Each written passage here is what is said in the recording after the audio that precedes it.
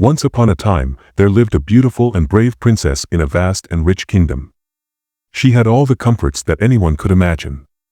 The doors of the palace were always open, the maids were always at her service, and all kinds of treasures were presented to her with a smile, but a strange sadness had taken over her heart. There was always a serious shadow on the princess's face, which clouded her beauty. Every day this question troubled her: is this the purpose of my life? Why can't all these luxuries and comforts make me happy?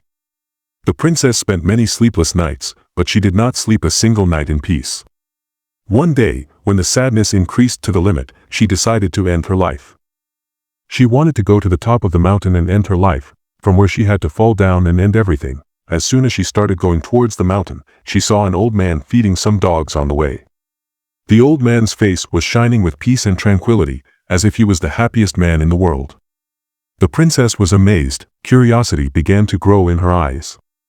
After all, what does this old man have that makes him so happy? The princess stopped her horse and asked him, "Baba, you don't seem to have anything special. Still, how are you so happy?" The old man smiled and said softly, "Princess, I had also lost my life a while ago. My wife and children were killed in an accident. Losing them was the biggest sorrow for me.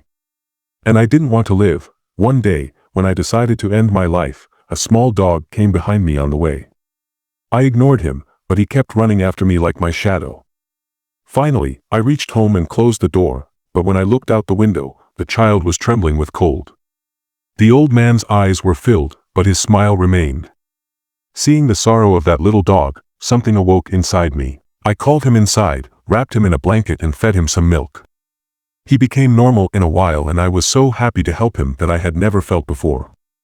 That day I understood that if I can make someone else happy in my sorrow, then maybe this is the real purpose of my life. The princess had a strange tremor in her heart.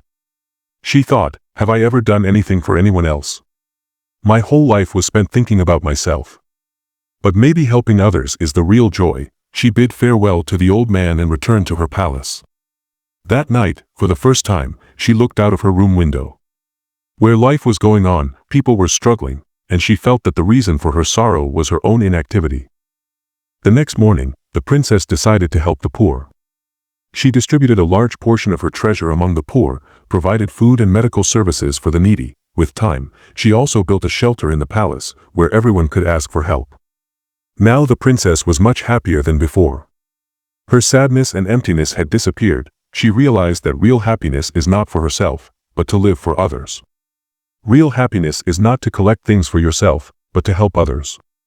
Real happiness in life is to make others happy. When we bring light to someone else's life despite our sorrows, then we understand the real purpose of our life.